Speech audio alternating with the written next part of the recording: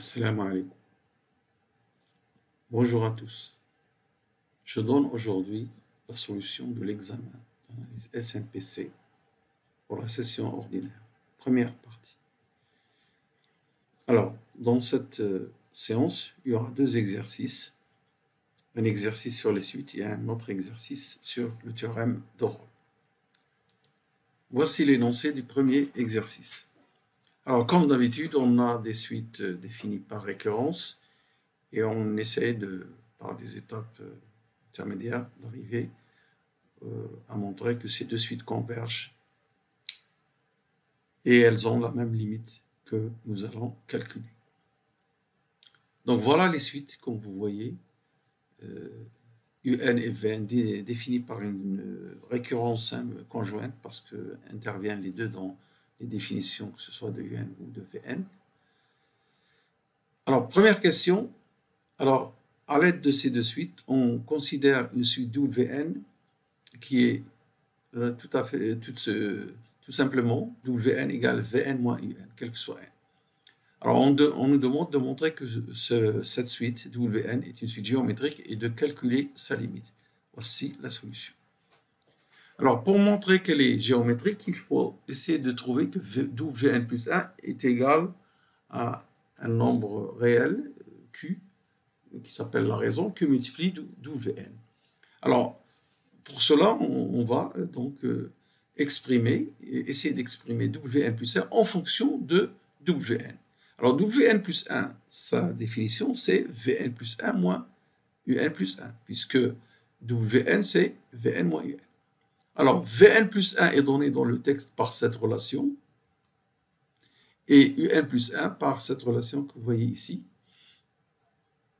Alors, vous voyez là qu'on a Un plus 1. Un plus 1 lui-même est donné dans le texte par Un plus 1, c'est 1 tiers de Un plus Vn. On va s'en assurer ici, voilà, Un plus 1. Donc, je vais remplacer Un plus 1 par sa valeur. Ça fait 1 tiers que multiplier un autre 1 tiers, ça donne donc 1 neuvième de Un plus Vn. Et je n'oublie pas ce 2Vn sur 3, je l'écris ici. Ensuite, pour ce terme, je le sépare en deux, moins 2Un sur 3 et moins Vn sur 3. Après, je réunis tous les termes en fonction de Vn et je trouve, alors là, les termes en Vn sont ici, hein, vous voyez, Vn sur 9, 2Vn sur 3 et moins Vn sur 3. Quand je fais la somme, en réduisant au même dénominateur commun qui est 9, je trouve 4 sur 9 Vn. Alors, pour les termes en Vn, il y a celui-ci et celui-là. Je réunis ces termes et je trouve moins 4 neuvième Un et je fais le facteur 4 sur 9 en facteur de Vn moins Un, c'est-à-dire, ça c'est Wn. Et donc, nous avons trouvé que quel que soit n, Wn plus 1 égale 4 neuvième de Wn, si bien que la suite Wn est donc une suite géométrique de raison Q égale 4 sur 9. Alors maintenant, la théorie des suites géométriques, vue dans le cours, nous montre que si une suite est géométrique d'une raison donnée Q, alors elle s'exprime sous la forme Wn est égal le premier terme, ici ça commence par 0, donc c'est W0, que multiplie cette raison à la puissance n. Alors, si on commence par le premier terme, ce sera W1 à la puissance n-1 ici, et W1 que multiplie 4 sur 9 à la puissance n-1. Mais là, on commence par V0. Juste une petite astuce, toujours l'indice ici plus la puissance, ça fait n. Si vous commencez par 1, W1, et là, vous mettez n-1 pour que n-1 plus 1 fasse n. Alors, W0 est donné par sa définition aussi, V0 moins U0, que nous avons dans le texte V0 égale 3 et U0 égale 2, donc V0 égale 1. Et voilà donc la définition de Wn. Alors retenez bien cette relation parce que là, ça montre tout simplement que Wn est strictement positif et que sa limite est nulle, puisque c'est une raison comprise strictement dans l'intervalle moins 1 à. Alors ce n'est pas juste de dire simplement parce que 4 neuvième est inférieur à 1. Alors, il faudra au moins dire qu'elle est positive. Mais pour être juste, une raison inconnue, la puissance Q à la puissance n tend vers 0 si ce Q est compris entre moins 1 et 1. Strictement. Si ce n'est pas le cas, simplement vous avez le Q inférieur à 1, ce n'est pas suffisant. Donc voilà, il faut bien préciser la double inégalité. Voilà, nous avons répondu à la première question. Deuxième question, montrer que UN est croissante et WN est décroissante. Nous allons voir ça. Alors, évidemment, pour montrer qu'une suite est croissante, il faut calculer UN plus 1 moins UN pour n quelconque et montrer qu'il garde un signe constant. Si vous voulez montrer qu'elle est croissante. Alors, calculons. Voilà UN plus 1 comme il est défini dans le texte. Je lui retranche UN, je réduis au même dénominateur et je trouve... Alors, ici, nous avons le dénominateur un tiers. Là, je mets moins 3 UN sur 3. Et j'ajoute, je trouve ceci. C'est quoi ça? C'est un tiers de WN. Nous avons signalé qu'elle est strictement positive. Donc, cette relation montre que UN est une suite croissante. Elle est même strictement croissante puisqu'on a une inégalité stricte. On fait la même chose pour WN. Donc, on calcule, pour VN, on calcule VN plus 1 moins VN. La définition de VN dans le texte, c'est ça. Je remplace. Alors, il y a ici un tiers de UN plus 1, pas de UN. Donc, nous allons sortir le UN plus 1 du texte. Le voici, ce UN plus 1. Pardon. Le UN plus 1 est là. Donc, quand je le remplace, donc, d'abord, un tiers UN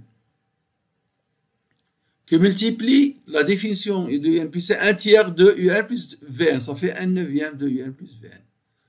Et j'oublie pas ce terme, un tiers de VN, le voici, moins VN. Alors, qu'est-ce que je fais ici?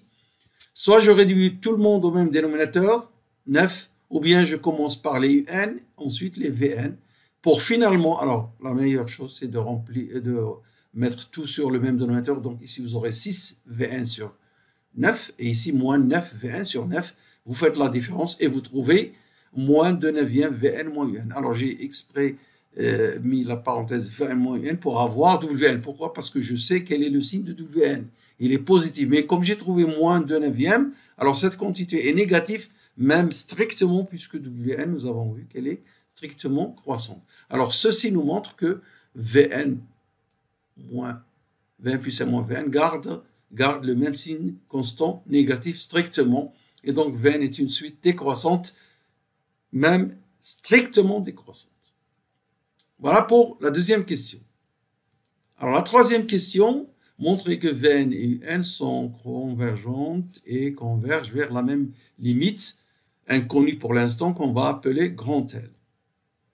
Nous allons voir ça. Alors, puisque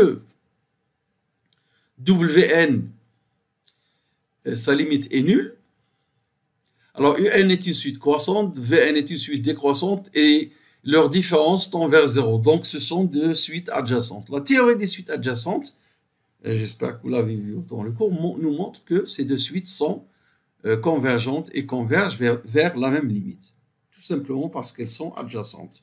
UN croissante, VN décroissante, la limite de la différence, qui est la limite de WN, est nulle.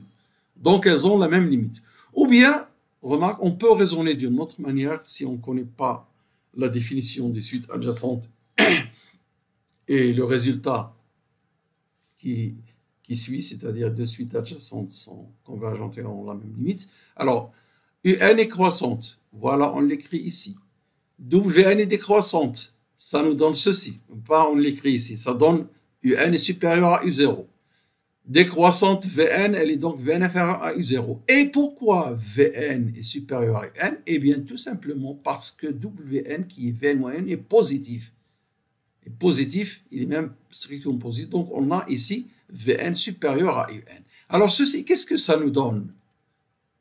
Alors, ceci nous montre, alors, UN est croissante majorée par V0. Alors, surtout, ne dites pas qu'elle est majorée par U0. UN est croissante majorée par V0, donc elle converge.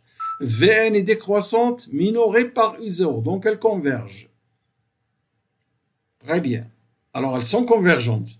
Maintenant, pourquoi elles ont la même limite? Parce que la limite de leur différence est nulle.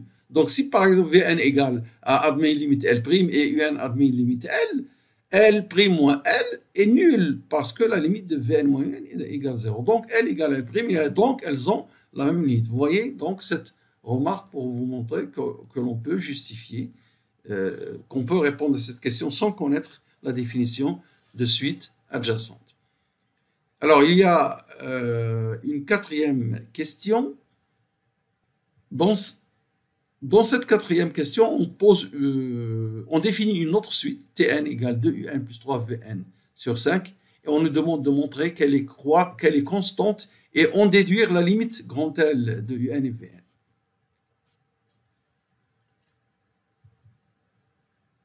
Pour montrer que Tn est croissante, je calcule Tn plus 1 en fonction de Tn.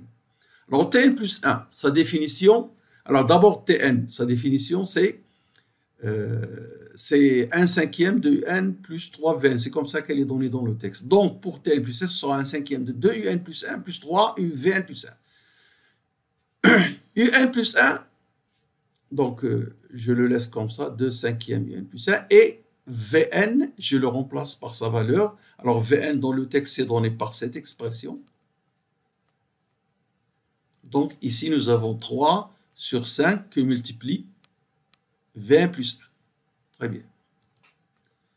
Bon, le 3, il va se simplifier, évidemment, avec le 5, le 3 avec le 3. Et donc, on aura... Alors, regardez, 2/5 Un plus 1. Et nous avons dit que le 3 se simplifie avec le 3. Et donc, qu'est-ce qui nous reste ici? Un plus 1 sur 5 qui s'ajoute à ça, ça donne 3/5 Un plus 1.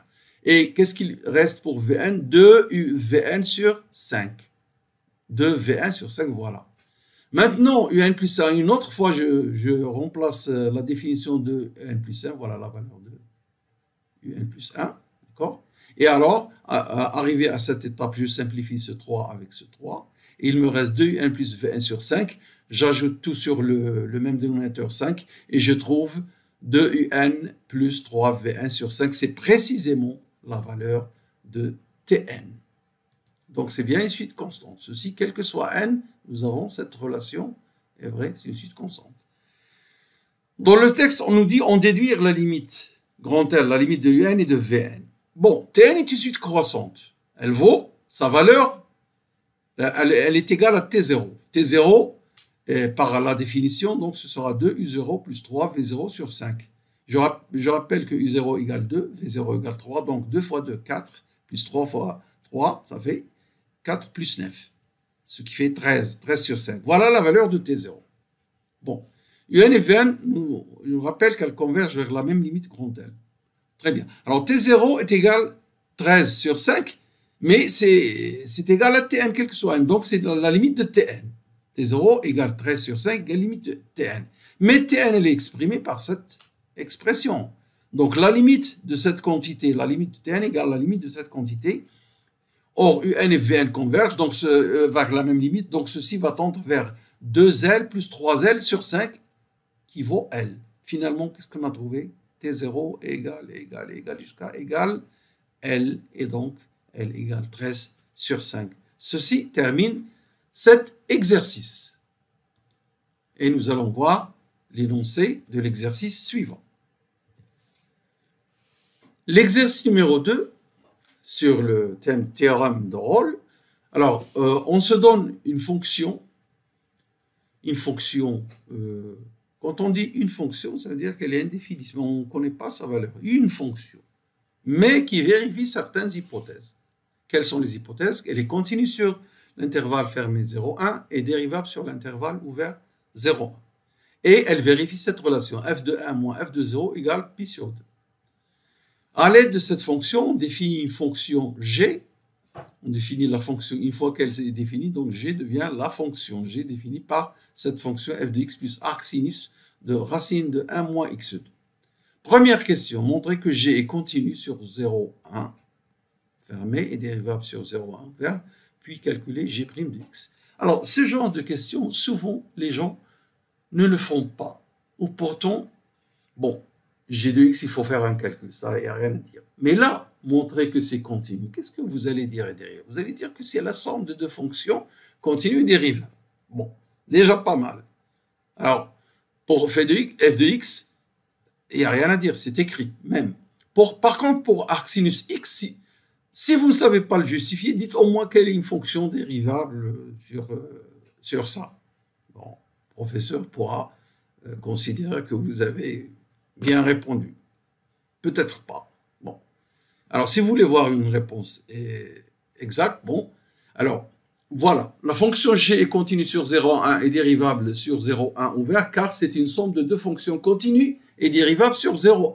Premièrement, la fonction f, par l'énoncé, elle vérifie cette propriété d'être continue sur 0,1 fermé et dérivable sur 0,1. Et pour la fonction x arc sinus, qui est une composée de la fonction x donne 1 moins x2 qui est c infini. Alors, qu'est-ce que ça veut dire c infini? Ça veut dire qu'elle est dérivable à tous les ordres.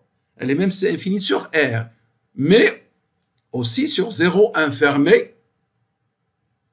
Et elle va vers 0,1. C'est ça qui est très important. Pourquoi? Parce que vous voulez lui appliquer déjà une racine. Hein? Donc, c'est déjà positif. Et 1 moins x2 va dans 0,1. L'arc sinus, il est défini dans l'intervalle moins 1, 1 fermé. Lorsque 1 moins x2 est dans l'intervalle 0,1, sa racine aussi. Et donc, ceci reste dans l'intervalle moins 1, 1, même l'intervalle 0,1, où la fonction arc sinus est définie et continue. Donc, nous avons la continuité de deux fonctions composées qui donnent la continuité. Il faut expliquer bien qu'elle va vers 0,1. Ensuite, la dérivabilité, arc sinus, elle est dérivable sur l'intervalle ouvert. Et ceci, pour x égale 1, ça donne 0. Et pour x égale 0, ça donne 1. Et nous voulons simplement la dérivabilité sur l'intervalle 0,1 ouvert. Donc 0 qui donne 1 n'est pas, ça ne nous concerne pas. Donc la fonction, elle est bien dérivable sur l'intervalle 0,1 ouvert. Entre x entre 0 et 1, racine de 1 moins x2 est aussi dans l'intervalle 0,1 où l'arc sinus est dérivable. Alors pour le calcul de g, alors ça, il faut savoir calculer les dérivées des fonctions composées.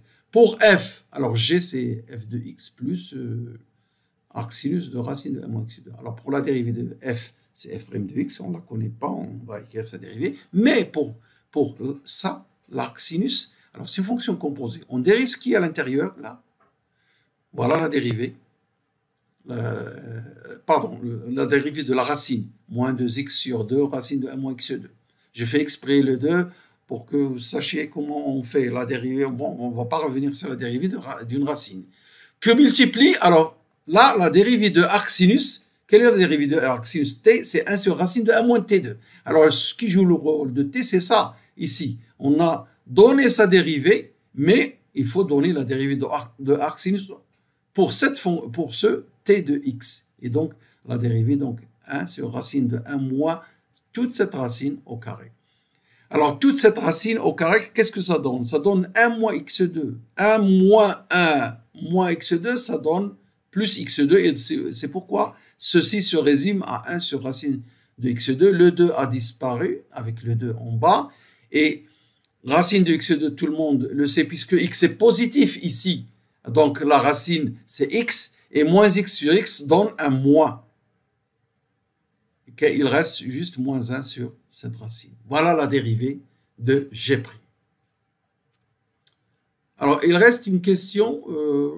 Oui, montrer. Alors, en utilisant le théorème de Rolle, il écrit montrer que appliquer le théorème de Rolle à la fonction g. Moi, j'ai recopié le texte dans ces questions, comme ça, comme il a été posé par mon collègue. Alors, montrer qu'il existe C tel que f' de C égale 1 sur racine de 1 moins C2. Et il nous dit d'appliquer le théorème de Rolle à G, parce que sans cette indication, ce n'est pas évident à quelle fonction vous appliquez. Mais on ne vous prépare pas simplement pour rien du tout, quand on vous dit calculer G' de x. Et cette relation doit servir à quelque chose. Dans un énoncé, Si une hypothèse, vous voyez qu'une hypothèse n'a pas servi, il faut bien se poser la question pourquoi elle n'a pas servi.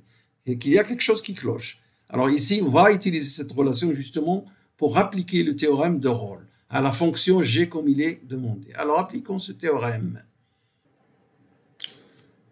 Alors je rappelle la valeur de g de x en fonction de petit f et arc sinus et cette condition donnée dans le texte. Bon, la fonction g est continue sur 0,1 et dérivable sur 0,1 ouvert, nous l'avons vu dans la question précédente. Alors maintenant, g de 0 égale f de 0 plus arc sinus de quoi? De 1, qui est pi sur 2, donc f de 0 plus pi sur 2. Alors pour g de 1, je fais la même chose, je calcule, donc f de 1, le voici, plus arc sinus de quoi? De racine de 1 moins 1, c'est-à-dire arc sinus de 0 égale 0, donc c'est f de 1 plus 0.